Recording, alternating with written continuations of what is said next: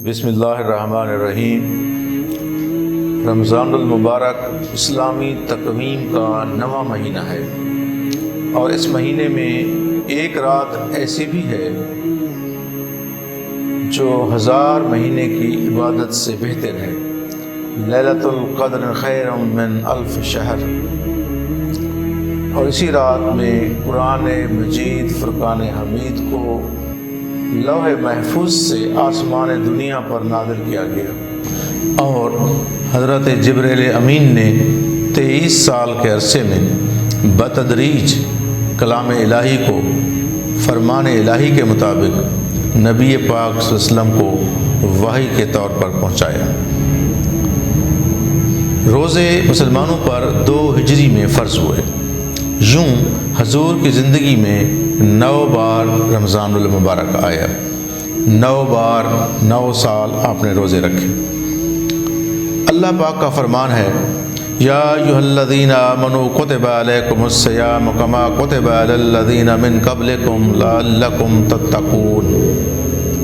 اللہ جل شانہ فرماتے ہیں، روزے کی فرضیت کا حکم بھی دیا اللہ تبارک و تعالیٰ نے، یہ بھی بتایا کہ یہ صرف تم پر فرض نہیں، ان کی اہمیت و افادیت یہ ہے کہ یہ اس امت سے پہلے والی امتوں پر بھی فرض تھے۔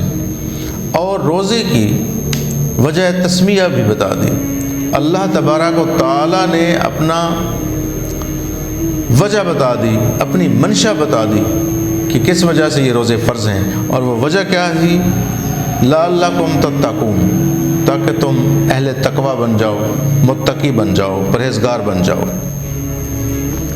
نبی پاک صلی اللہ علیہ وسلم کی حدیث مبارکہ ہے، الصیام جنۃ، روزہ ڈھال ہے، ڈھال کسی نقصان سے بچاتی ہے، اور وہ نقصان کیا ہے؟ وہ گناہ ہے، وہ برائی ہے، وہ برا راستہ ہے۔ رمضان المبارک میں اللہ پاک 3 فیصلے صادر فرماتے ہیں۔ نمبر 1، آسمانوں کے دروازے کھول دیے جاتے ہیں اور جنت کے دروازے کھول دیے جاتے ہیں۔ نمبر 2، دوزخ کے دروازے بند کر دیے جاتے ہیں۔ اور نمبر 3، شیاطین کو جکڑ لیا جاتا ہے۔ یوں اللہ تبارک و تعالیٰ کے اس حسن انتظام سے انسان ان خارجی دشمنوں سے بچ جاتا ہے۔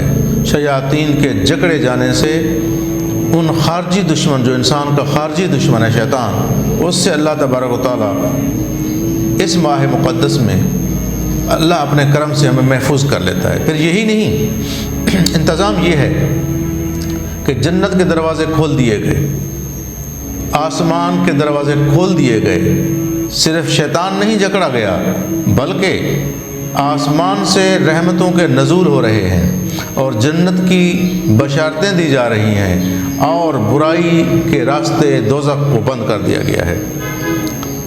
اس کا مطلب یہ ہے کہ ہم نے اس مہینے صرف اپنے ایک دشمن کا خیال رکھنا ہے، جو ہمارا ازلی اور ابدی دشمن ہے، اور وہ ہے داخلی دشمن، یعنی ہمارا نفس۔ اس مہینے اگر ہم اپنے نفس پر قابو کر لیں تو باقی اہتمام اللہ پاک نے کر دیا ہے۔ تو اس طرح ہم تقوی اختیار کر کے اللہ تعالیٰ کا قرب اختیار کر سکتے ہیں۔ سامعین کرام، ماہ رمضان دراصل اللہ تعالیٰ کی رحمتوں کا موسم بہار ہے اور انوار و تجلیات، فیوز و برکات کی لوٹ سیل ہے۔